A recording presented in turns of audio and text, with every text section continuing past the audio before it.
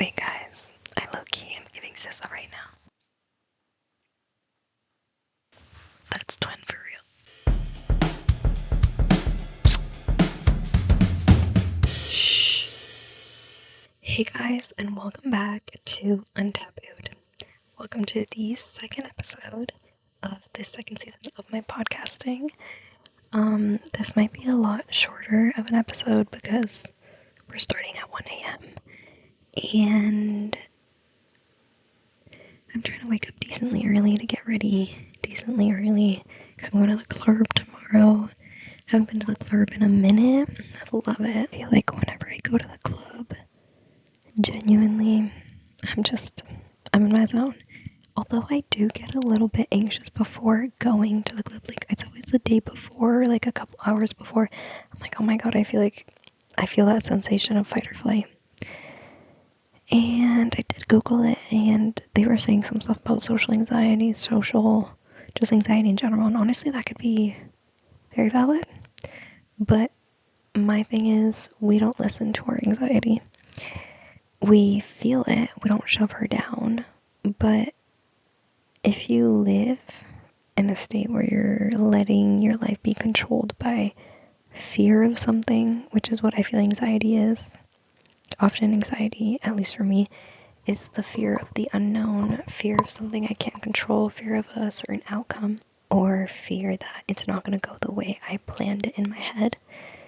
But you can't let that dictate your life. So I think, honestly, I've learned a lot from hearing stories of my grandparents and my grandma and just the older generation.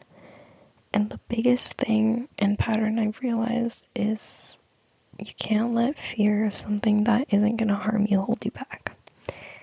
And I add in isn't going to harm you because, like, let's not go crazy here and just try every drug on the street just because you're afraid of it. No.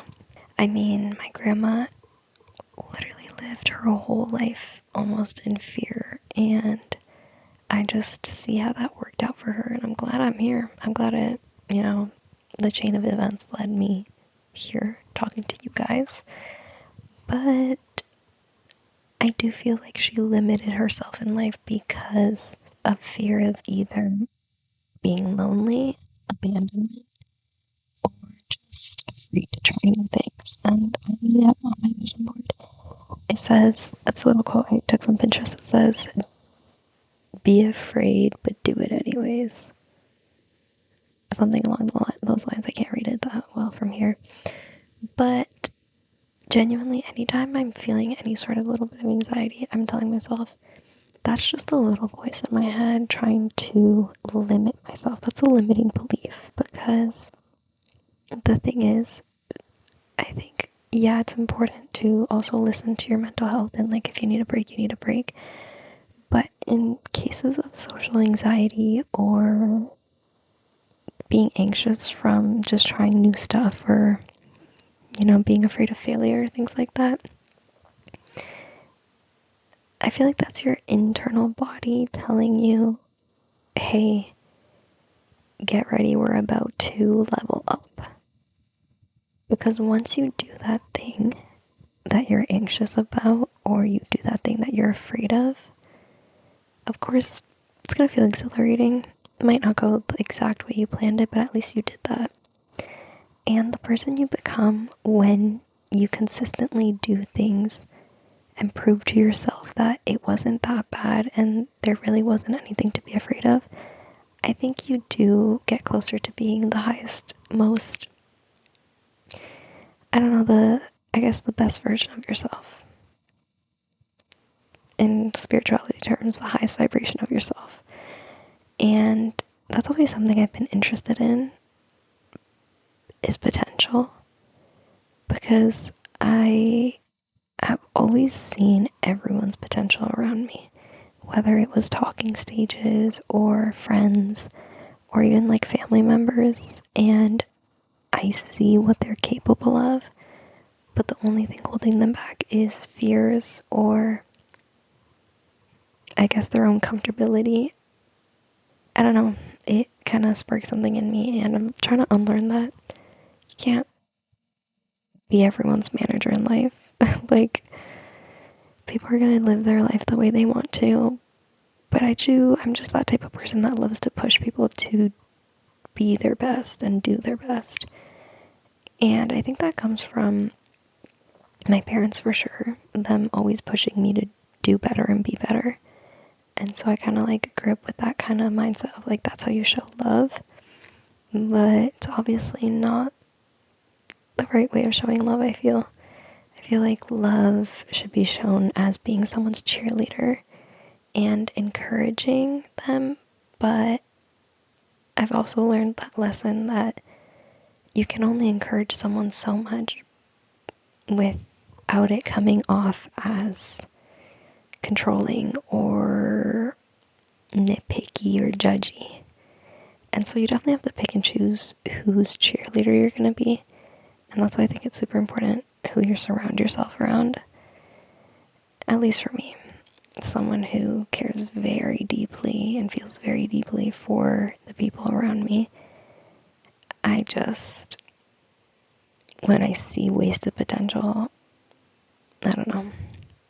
And I think that's for sure a projection of my own. Like, I think I am someone who's capable of a lot. And since I've learned to push myself, I think everyone can be pushed like that. But you can only change if you truly feel that spark within you. And not everyone feels that. People are happy just living where they're at, and that's okay. Everyone has their own perspectives of what success is. Everyone has their own idea of what the best version of themselves is, but I think I feel my own goals and my own aspirations. And since sometimes I'm afraid myself, I try to push it onto other people. But that's something we're unlearning. There's no way. There's no way. There's no way. What the heck, guys? My man just got him. Not my man. Well, I just said the curse word. That's actually what our episode's about today. I'm not gonna lie. Whoa. Because maybe you're gonna be the one that saves me. Oh yeah, so fun fact, this was recorded early May. June. Yeah, early May. And in fact, I did curse it. I didn't actually curse it, honestly. Let me not like blame anything on me because actually that's his poor lack of communication. But in fact, the curse did prove right once again, and I am currently being left undelivered for 12 hours at a time. So, yeah. Who would do that? I'll let you fill in the blanks. But the program continues. I just had to let in that we are no longer talking to them. But my boo thing just got a buzz cut. What the fuck? Why would you get a buzz cut the day before I have to see you? You had the most beautiful curls. He might be lying though. Why are all these men with beautiful curls getting buzz cuts? It makes me viscerally mad. But yes, he's joking. For the sake of this episode, he's joking, so don't keep freaking out about it. Anyways, it fits perfectly into this episode about the my man curse. What is the my man curse? If you're not chronically online like the rest of us, it's basically this theory that the second you start claiming a man out loud and saying that he's your man before he actually is, well, actually, I don't know if it's before he actually is or while he is, but I'm 90% sure it's before he actually is. It's when everything goes downhill. And I'm not gonna lie to you, these past weeks I've been calling him my man. So, let's just hope we don't pull like a Ronnie and Sammy at the club from Jersey Shore. Saying my man kind of makes a sense of ownership. And I've noticed that a lot in relationships and unhealthy relationships where either both people or one person, whatever the case is, they always have a sense of ownership with the other person that they're with. Whether it's an ownership in autonomy, what they want to wear, how they do their hair, the way they act, who they're friends with, the list goes on. But the fact is, the unhealthiest relationships start with ownership. And it's something I'm unlearning about just accepting things for the experience that they are. I read this thing a while ago, and I don't remember where it was or if it was in like a TikTok comment section, but I thought it was like a really interesting way to view things and experiences and people in life. And it was something along the lines of us humans are made of like 70% water. How accurate is that? I'm not fully sure. And it's interesting because we kind of react like water in certain ways. We are affected by the moon, whether you would, like to accept that right now or not. It has been proven that, for example, in full moons, people are more reckless. They make more reckless decisions. There's a lot more car accidents on full moons. And I do think there is some truth to the pattern of the moon affecting the waves. Likewise, I feel like it could affect us. And I don't think that that's crazy to say. I think there's a lot of powers in the universe and influences that we can't see. And that would be hard for us to accept unless there is physical evidence. But energy doesn't lie. Since we are made of water, like the ocean, we can be affected by the moon, by people. It's like ripples in a pond or an ocean. When you're next to someone, if they are violently splashing around, causing ripples everywhere, causing a chaos of ripples, and you're, let's say, a ripple right next to that, you're going to be affected. Whether you like it or not, whether it's your mental health that's being affected, whether it's your own peace that's being affected, your financials, your circumstances, whatever. I've personally felt that with chaotic friendships when they had really chaotic lives. Again, I'm the type of person that was with you thick and through thick and thin. And with these certain people, I tried to help them and kind of be there for them as like a supporting shoulder, arm. But I had to come to realize at certain moments that certain people I was trying to help are just wired that way. And that's not to say that they can't change, but at that moment in their life, that's who they were. And they had no intention of changing. They had no intention of taking life into their own hands. They kind of had more of a mentality of things are happening to me, not for me. And I think it's a really easy mindset to get stuck in and also kind of receive, which is why I think you need to surround yourself around people who will see the positive outlooks in life even when things get rough, because what more can you do but be positive? And that's not to say, like, of course, feel your feelings, feel your sadness, feel your anxieties, don't shove it down, but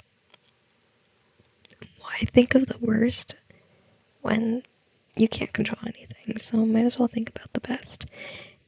Actually, sidetrack, but in one of the newish Euphoria episodes, season 3, Maddie said something interesting, and she said something along the lines of like things being neutral to her, no matter whether it's good or bad. It's indifferent to her, so she's not affected by it. That's one of the best mindsets to have. Because if you think things are happening for you in your favor, whether you see it as good or bad, it might be off later. I stress about it now when you don't know what the effects are going to be later. You don't know if that rejection was redirection. I think it's interesting to see people as ripples and waters and waves kind of thing, because when you accept that, you can realize that ripples travel far and they can start bouncing off other surfaces. They can originate from different areas. They can even just randomly stop. And even though, like, I feel like I'm not making a lot of sense here. I'm not putting the thoughts together. It's okay. If you get it, you get it. If you don't, you don't. But I think one of the best mindset shifts I've had is seeing people as experiences rather than ownership. Because it does go back to, like, for example, when you were younger and you had those BFF bracelets and BFF chains, you having one half and your best friend having the other represented something and meant something. You're my best friend forever. And kind of having that piece of jewelry, symbolize that unity, that ownership, if you will, ownership of each other, ownership of saying that you're not best friends forever with just anyone. I mean, unless you got like the 4 BFF bracelets and whatever, but even then, there's still some exclusivity and ownership towards that. And it's interesting that that's targeted a lot for younger people, the youth, because younger people are the ones that don't understand that nothing in life is permanent. I took a world religion class in grade 12, and one of the most interesting, memorable things that I learned was that Buddhists preach to never be attached to anything or to always live in a state of detachment because the only constant in life is change. And that's so facts if you think about anything in life. Not even you are going to be a constant. People say don't rely on so many people, don't rely on others. The only person you can rely on is yourself because you're the only one who has you. Facts, in a sense, but also you're not permanent either. Your personality right now is not permanent. Who you are is ever changing, regardless of what people say. Some people like to say that, you are the way you are and that's how you'll stick. But I think that's a conscious choice. I think that's a choice in holding on to a certain lifestyle or life that you lived at one point and not wanting to move on from it. So you think that by behaving the same way, by hanging out with the same people, it'll keep a constant there going that you really liked. But like I said, nothing really is ever constant in those cases. Yeah, those people might survive a bit saying that nothing has changed, but the inevitable is that it will change. Even all those best friends that I had bracelets with, every single one of them, I don't talk to this day because they were in elementary school. Actually, one of them we rekindled a little while ago, but we rekindled a couple years ago, and then yeah, I still don't talk to her much. But it's because we are ever changing. So of course it makes sense that you're gonna outgrow people. You're gonna move on into different stages of life that maybe your friends aren't ready to dive into. So it is going to create some tension and it is going to create a bit of distance because you are on kind of different wavelengths. But I think in that case, you can always make the conscious choice to, I guess, communicate if you really care about the person and work on maybe focusing on not so much the gap, but the little in-betweens in the gap that bring you closer together. But regardless, even if you're married, that's not a constant. People say, you're my person forever. But then, unfortunately, accidents happen. People might die earlier than you'd think so. And then widows are a thing, or divorces happen, cheating. Nothing is a constant. So I think this illusion that a lot of people have that ownership of you're my best friend, you're my man, you're my person, it creates an unhealthy codependence. Because you should be able to survive life if this person was gone tomorrow. Would it? No one says like you have to be emotionless and not cry, not hurt, not feel the feels, not miss that person, but I do think the Buddhists had it right in the sense of a little bit of detachment. Every day, I'm so grateful for my dog, and I'm so grateful for a lot of things in life that I actually write it down in a journal every morning. Or maybe not every morning, but I try to at least consistently every other morning, every 3 mornings, who knows. But I think it's important to take those moments of presence in because my dog isn't going to be here forever. I like to live every moment where I'm like appreciative of, I'm so glad my dog and I can go for this run today. I'm so glad we can like bounce around and do tricks because there's going to be a moment where he's too old to do that. But there's going to be a moment, for example, where you and your siblings aren't going to live together. So even be grateful for those little moments. Of course, everyone has different relationships with their siblings, so maybe not the best example. In the sense of the my man curse, it's kind of like a premature ownership of someone. And I think that that could set a sort of imbalance in energies if that person doesn't feel the same way about you. It could, create this sense of security within yourself where you attach. You say, of course I'm going to date this person. Of course he's my man. Of course he's loyal. But the reality is, you have to be okay of that not being a reality. You don't have to think about it in the sense of stressing, anxiously, being like, oh my God, he's going to cheat. Oh my God, he's going to leave me.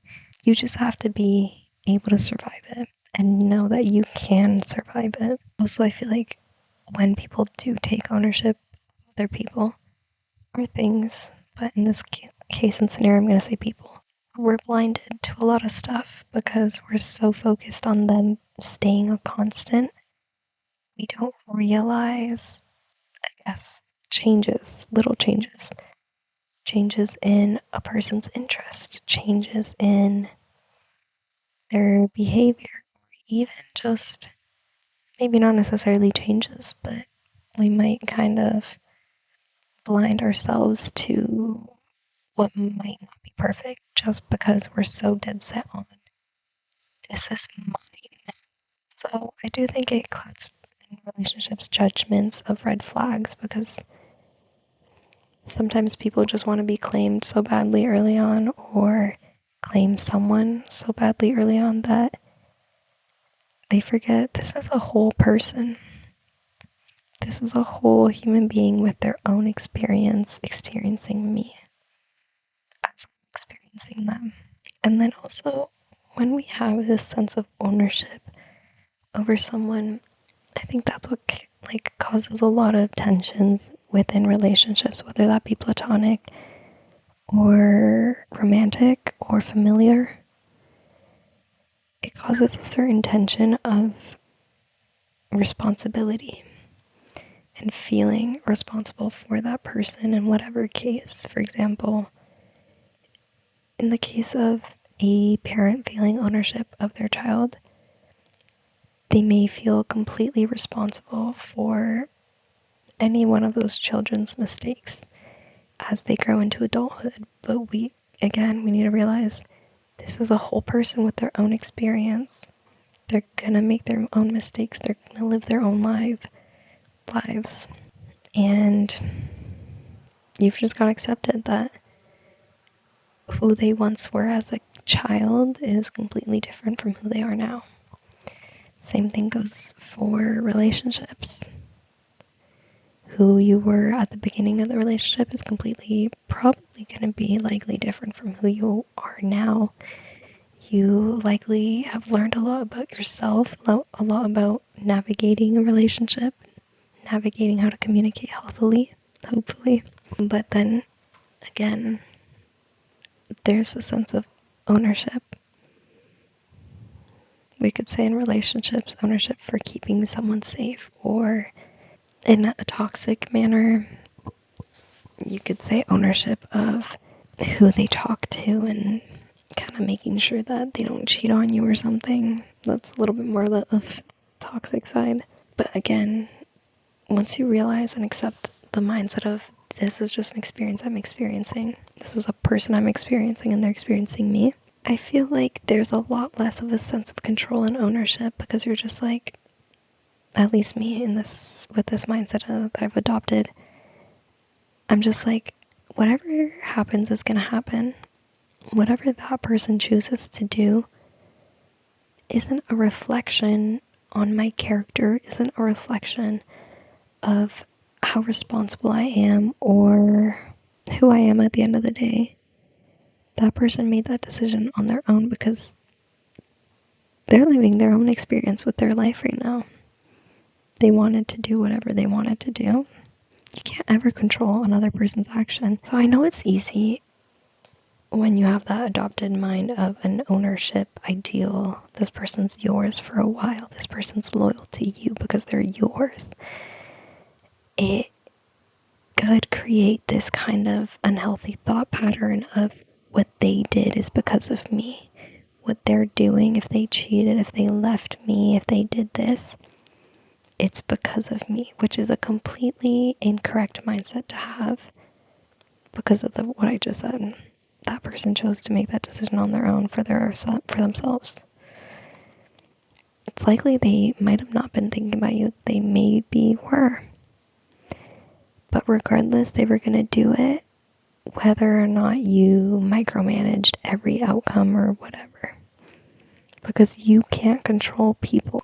It's like in the sense of you can't control, I mean, not just people, anything in life. You can't control any kind of outcomes. Because again, life is ever changing. It's like picking a car, kind of deciding which one won't get into an accident. If an accident happens, it's going to happen because people made decisions for themselves or, just selfish decisions. It's just, you're trying to avoid I don't say unavoidable because there are healthy people and healthy relationships and people who are selfless. But I guess that comes down to picking the right person, if that's the type of relationship you want. I'm low-key really tired, and that's all I really have to say about ownership and relationships. But yeah, my best advice to finish this episode off would be see things for what they are, an experience. You're talking to someone new, you're going on dates with them. Don't focus so much on when are they going to ask me to be their girlfriend, when are we going to date, when are we going to get married. Live life in the present moment, appreciating what you have because you really don't know when it's going to change. And even me, as someone who's been dating these days, it's a little hard, I'm not going to lie. You just want to jump right to, at least me, because I like to know. I like to know everything. Like, I don't like the unknown. But when you shift your mindset to, I'm going to put myself in the place to be open to new experiences and be open to experiencing this, whatever happens, it's just an experience.